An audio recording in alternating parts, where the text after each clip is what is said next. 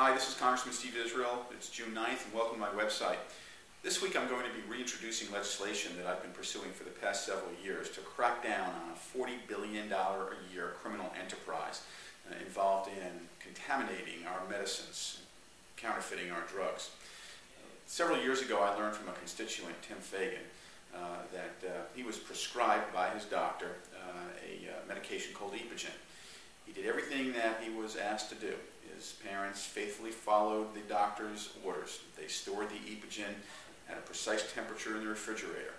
They took the Epogen out one night and injected it into their son's bloodstream, exactly as they were told to do. And their son went into violent and very painful convulsions. What happened with that Epogen is it had been contaminated purposefully by a criminal enterprise. The fact of the matter is that when your doctor prescribes you medicine, you may think that it goes from the manufacturer directly to the local pharmacy. But in the case of Tim Fagan's Epogen, it changed hands up to 11 times.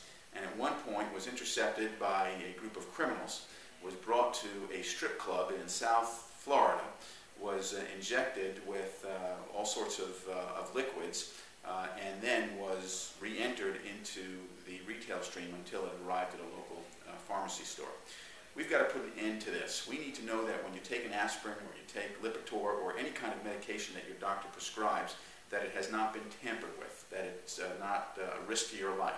And so I've introduced legislation, federal legislation, that would in fact do several things. Number one, it would increase penalties for those who engage in counterfeit drug manufacturing.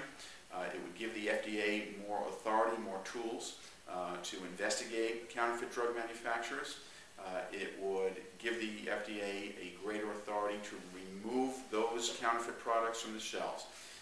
It ought to be easier to remove a counterfeit drug from the local pharmacy shelves than a defective toaster oven.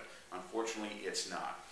This is, as I said before, a $40 billion criminal enterprise.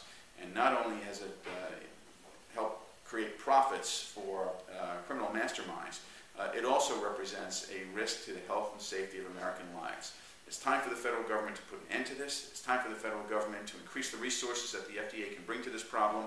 That's why I've introduced this bill, and I'm going to continue to fight hard for it until it passes.